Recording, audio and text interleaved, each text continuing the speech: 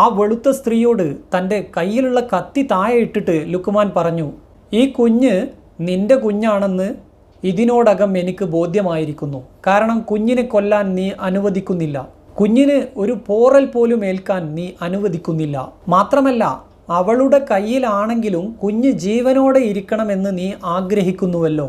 കുഞ്ഞിനെ നൊന്തുപെറ്റ മാതാവ് നീയാണെന്ന് ഇതിൽ നിന്ന് മനസ്സിലാക്കുന്നു എന്നു പറഞ്ഞ് ലുക്മാൻ കുഞ്ഞിനെ വെളുത്ത സ്ത്രീക്ക് നൽകി. ആ സ്ത്രീ തൻ്റെ കുഞ്ഞിനെ വാരിയെടുത്ത് ഒരുപാട് ചുടുചുംബനങ്ങൾ നൽകി സന്തോഷത്തോടെ അവിടെ നിന്ന് മടങ്ങിപ്പോയി. ഈ രംഗം കണ്ടതിനു ശേഷം ദാവൂദ് നബി അലൈഹിസ്സലാം എണീറ്റ് വന്നിട്ട് ലുക്മാനോട് പറഞ്ഞു, മോനെ ലുക്മാനെ, നീ ഒരു കാര്യമറിയണം.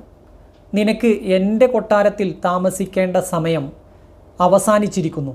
ഇനി ലോക ജനതയുടെ നന്മയ്ക്ക് വേണ്ടിയിട്ട് പ്രവർത്തിക്കണമെന്ന് പറഞ്ഞ് മഹാനായ ലുക്മാനുൽ ഹക്കീം റളിയല്ലാഹു അൻഹുവിനെ ദാവൂദ് നബി അലൈഹിസ്സലാം അവിടെ നിന്ന് പറഞ്ഞു വിട്ടു.